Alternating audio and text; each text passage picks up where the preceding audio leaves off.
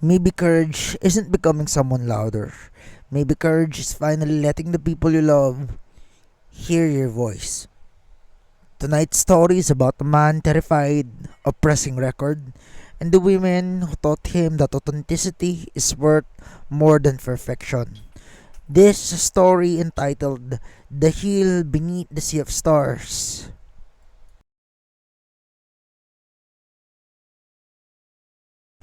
If this tale stirred something in you, a memory, a dream, or a truth, our Ko-fi, Amazon, and Patreon links are in the description. Support helps us keep writing for you and the ones you hold dear. Jess had rewritten the same opening lines 14 times, not because he did not know what he wanted to say, but that was the terrible part. He knew too well. The words were there, crowded in his chest like birds trapped inside the chapel, beating their wings against his ribs. He wanted to make a YouTube video where he spoke plainly for once, not as a polished narrator and not as a man trying to sound like a professor who slept beside a stack of footnotes, not as some clean public version of himself that could be safely shown to strangers without anyone raising an eyebrow. He wanted to speak as Jess and as himself, the strange Jess and the loud one.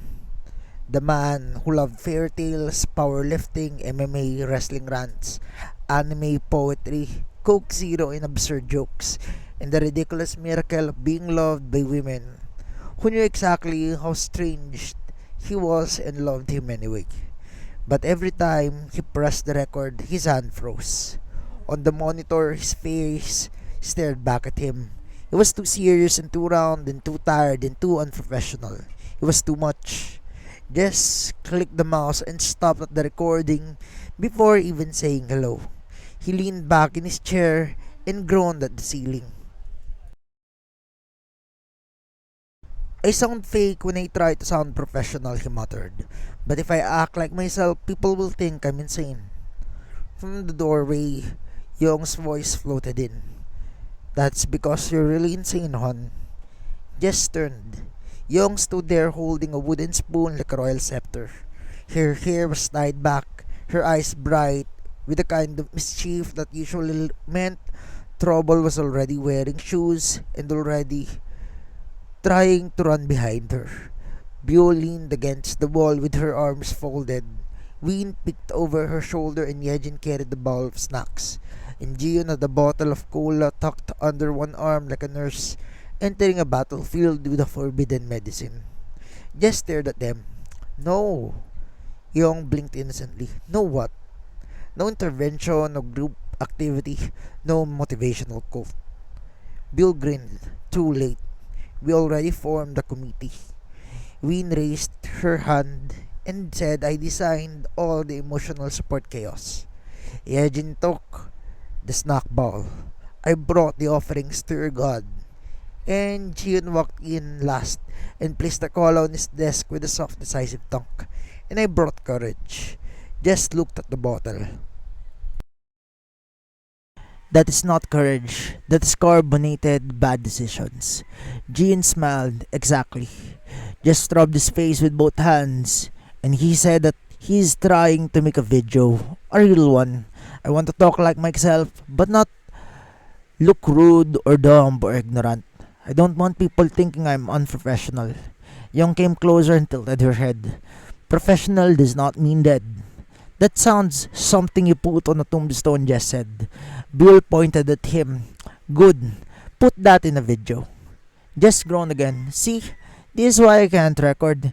You all make me worse. No, Ween said, stepping into the room with the singer's calm. We make you visible. That silenced him for a second. Visible. Des looked back at the monitor and the empty recording window waited for him like a quiet judge. He had spent years writing about heroes, lovers, exiles, kings, demons, dragons, broken worlds, and dawns that arrived after impossible nights. But somehow, talking into a camera as himself felt harder than sending a prince into war. Because a story would wear armor and a video had skin. Young tapped the desk with her spoon and said, stand up. Just said why. Because sitting there makes you look like a condemned scholar. I am a condemned scholar. Then stand up, condemned scholar, Yejin said. Just obeyed. Mostly because Young had a spoon in the eyes of a woman who would absolutely use it as a courtly weapon. Bull disappeared for a moment and returned with 3 oranges from the kitchen. Jess narrowed his eyes. Why do you have the oranges? For juggling, Buell said. You can't juggle. That's why it'll be funny. Before Jess could argue, Bill tossed 1 orange into the air, then the second, then the third, and for almost 2 beautiful seconds, the oranges moved in a perfect little sunlit arc. Then one hit her shoulder, one bounced off the keyboard, and the last rolled under the desk. Yejin burst out laughing so hard that she nearly spilled the snacks, and Win clapped as if Buell had performed at a sold-out concert.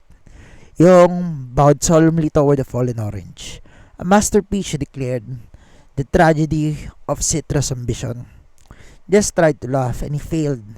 It came out small at first, like a crack in the wall, then bigger, and then the whole room softened. Buell retrieved the orange from under the desk and held it up. See?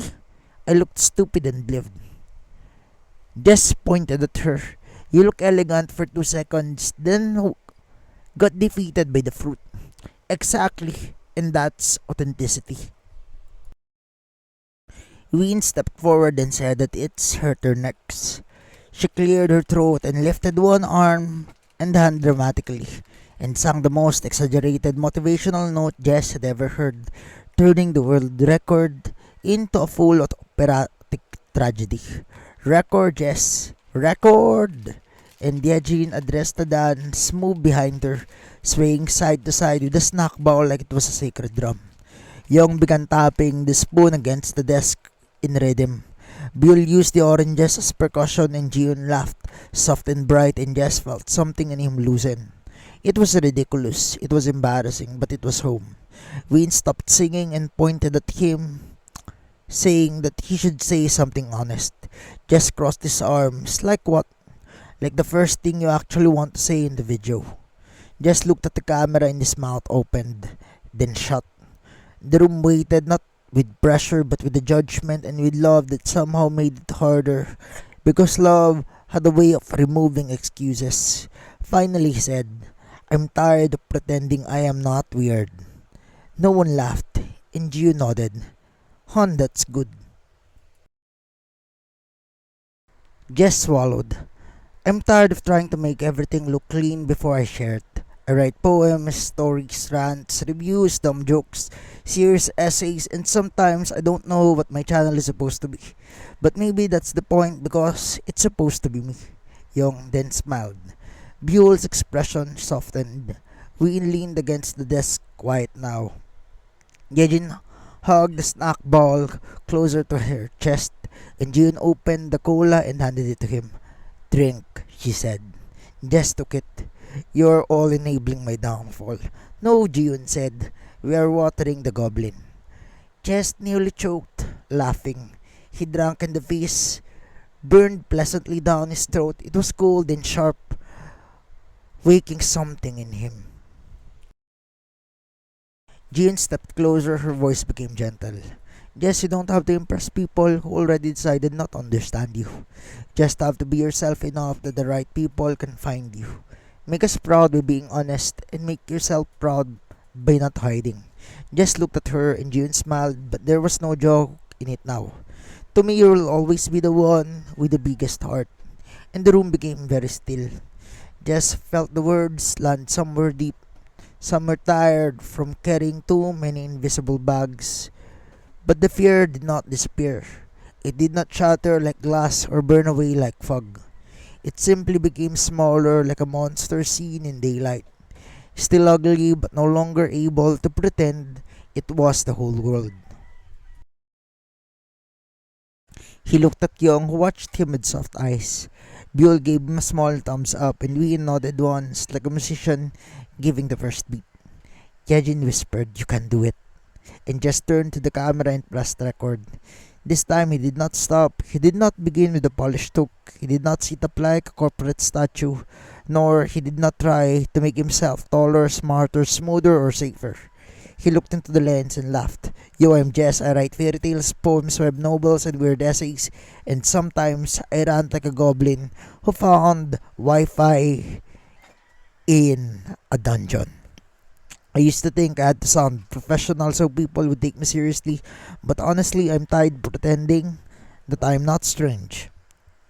So this channel is going to be me with the stories and the jokes and the wrestling takes, the games and the poems, the whole chaotic buffet.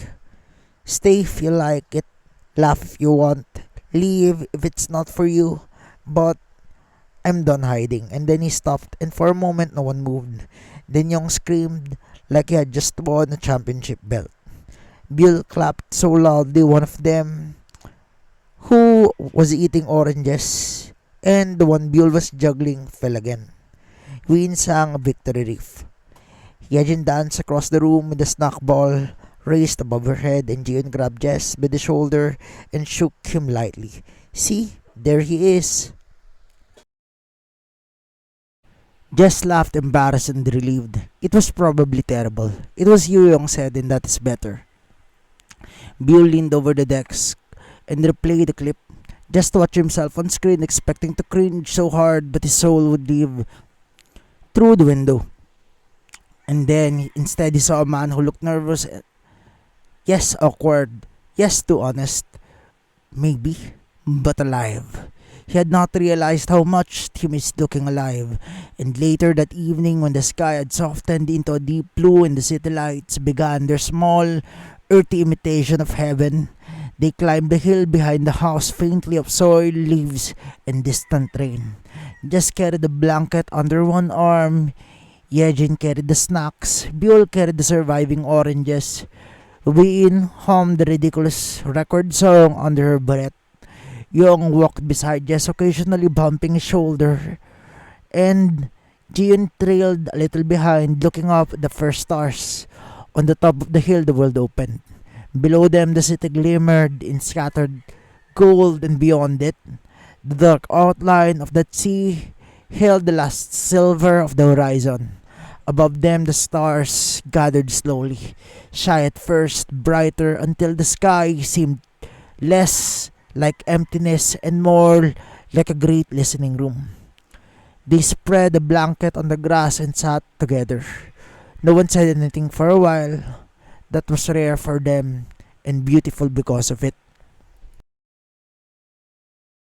And then Jess looked at the women beside him, and their faces touched by starlight, their laughter still lingering in the air like music that had not fully ended. He thought of the camera waiting at home and the video file sitting on his computer, and that the fear that would probably return tomorrow wearing a different mask, and the comments that may come someday, kind or cruel or indifferent. Then he thought of the room filled with oranges, singing, dancing, and cola and love, and he thought maybe courage was not a lion roaring in the blood, and maybe courage was an orange bouncing off a keyboard. Maybe it was pressing record while your hand shook. Maybe it was letting the people who loved you remind you that the stranger's parts were not stains but lanterns. Just looked up at the sky and breathed in. My goal, he said softly as my wife smiled. Young turned to him. Bill's grin appeared immediately, and Win's eyes warmed. Yejin leaned closer, and Jian smiled like she had known those words were coming. Just lifted to one hand toward the stars and to look at the sea of stars, and for a heartbeat no one spoke. Then Young laughed, bright and tender. That is so you. Bill tossed an orange gently into his lap, and for the journey, Space Emperor. Win began humming again, but this time the tune was softer. Yejin leaned her head against his shoulder, and Jin opened another cola with a quiet hiss and handed it to him. Just accepted it, smiling. The stars watched without judgment, and the sea breathed in the distance. The hill held them all, the small kingdom of laughter and nerves and ridiculous love, where a man who spent too long trying to sound acceptable finally remembered that his heart had never been built for hiding. And under that wide, forgiving sky, Jess laughed with them, not professionally, not politely, but just true to himself and just truly. Jiyun's the spark behind stories like this, clever, unexpected, and full of soul. I make this for her every day. If you enjoyed it too, feel free to like, share, and subscribe.